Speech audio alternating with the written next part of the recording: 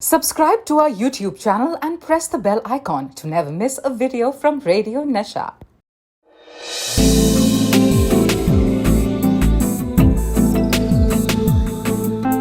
एक अधूरी कहानी, एक अधूरी कहानी, कहानी वाला देव के साथ। बात 1990 की है। चारों ओर हर बच्चे की जुबान पर या तो मिस्टर इंडिया का नाम था या अमिताभ बच्चन की अजूबा का, जिसमें समंदर किनारे बच्चन साहब मां कह के चिल्लाते थे तो एक डॉल्फिन उछल के पानी से निकल के करतब दिखाती थी। यही दोनों फिल्में तहलका मचाए हुए थी हर बच्चे के लिए। लेकिन बनारस के 80 घाट के पास रहने वाले 15 साल के राघव के सर पर तो भूतिया फिल्मों का जुनून सवार था।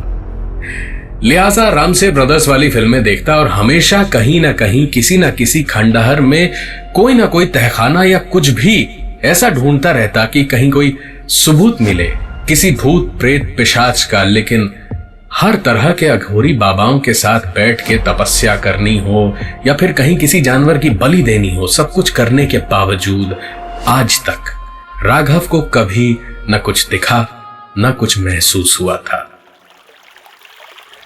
एक शाम की बात है। राघव घाट पर बैठा हुआ आती जाती नावों को देख रहा था।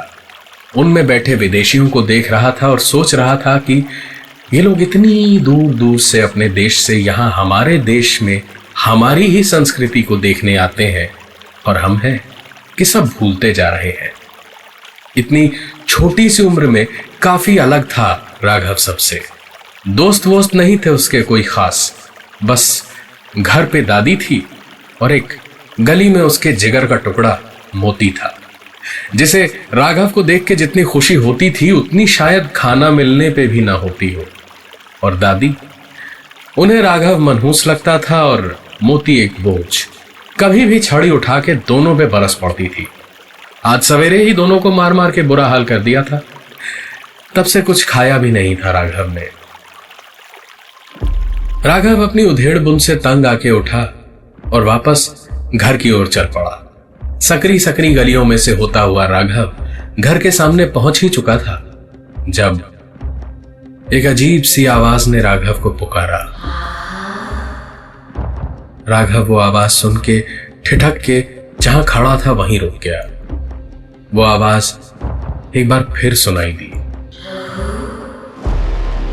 राघव चल के उस आवाज की ओर ही जाना चाहता था, लेकिन उसके पांव एक ही जगह चिपक गए थे। वो चलना तो दूर हिलडुल भी नहीं पा रहा था। एक अजीब सी घबराहट उसके दिल की धड़कन को बढ़ा रही थी। ऐसा लग रहा था जैसे उसके पांवों से रेंगती हुई लाखों चींटियां उसकी रीढ़ से होती हुई उसकी गर्दन तक चली आ रही थी। राघव को इस गर्मी के मौसम में भी जैसे ठंड लगने लगी थी, लेकिन माथे से पसीने की एक नहीं कई धार बह रही थी। राघव की निगाहें उसी ओर टकटकी लगाई थी जिधर से आवाज आई थी, लेकिन उधर तो बस घर का वो पुराना सा जर्जर सा दरवाजा था जो पूरी तरह बरगद की बेलों से ढका हुआ था। बस एक वही दरवाजा दिखाई दे रहा था। राघव ने सोचा आवाज लगा के पूछे कौन है, लेकिन उसकी तो जैसे सांस भी अटक गई थी। राघव ने एक गहरी सांस ली तो एक अजीब सी बात हुई।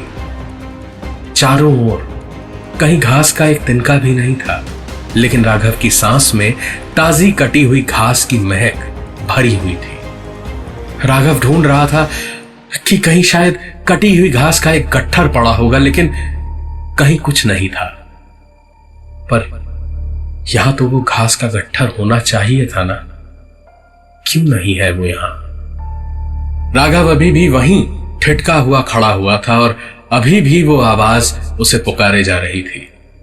इतनी देर से इस आवाज को सुन के अब राघव को लग रहा था जैसे राघव इस आवाज को पहचानता था। ये तो वही आवाज थी जिससे वो बात करना चाहता था। इतने सालों से ये पागलपन इसी आवाज तक पहुंचने के लिए तो था। ये उसकी मां की आवाज थी। हाँ, ये तो मां की आवाज है। वही तो ऐसे प्यार से रघु कह के पुकारती है।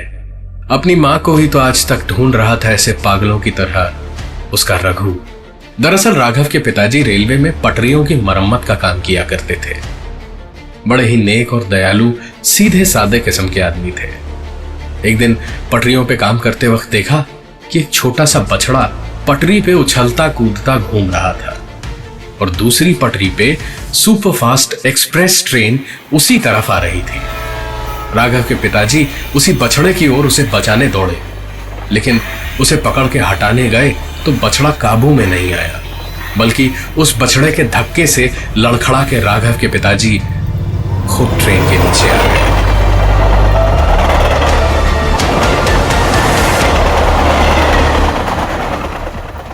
मौत के बाद उनकी नौकरी और रेलवे का क्वार्टर राघव की मां को मिला। किसी तरह गुजर बसर हो रही थी जब एक सवेरे देखा कि दरवाजे के बाहर छोटे से बागीचे में घास बहुत बड़ी हो गई है। सांप वाप ना आ जाए इसीलिए मां ने सवेरे सवेरे हंसिया उठा के घास काटनी शुरू कर दी और एक बड़ा सा गट्ठर कुछ ही देर में जमा हो गया। राघव अभी बस 7 बरस का ही था। उसे वो कटी हुई घास की खुशबू बड़ी अच्छी लग रही थी, तो राघव घास के तिनके उठा उठा के उन्हें सूंघ रहा था और उनसे खेल रहा था। और उसकी मां किनारे बैठी जरा सुस्ता रही थी। पता नहीं अचानक राघव को क्या सूझा, उसने हंसिया उठा लिया और लग गया बची खुची घास काटने। नन्हे नन्हे हाथों में वो भारी हंसिया उसकी मां को डरा रहा था और राघव की मां चिल्लाती हुई उसकी ओर दौड़ी। रघु, क्या कर रहा है? हंसिया नीचे रख, लग जाएगा। रख नीचे।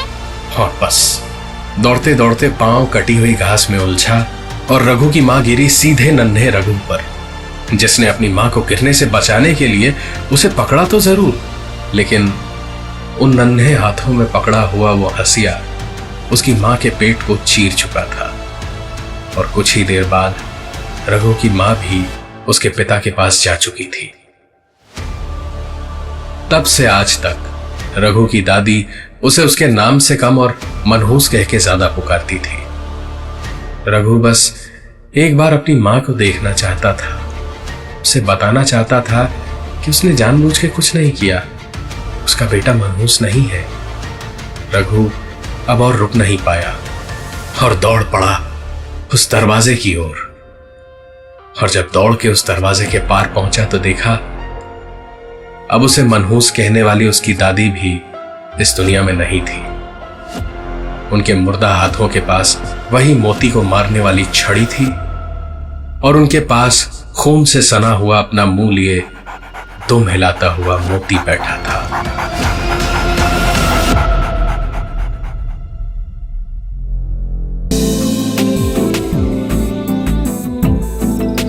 आप सुन रहे थे एक अधूरी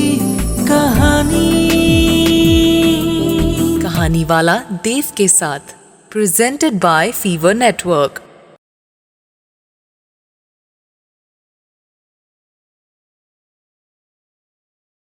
रेडियो नशा।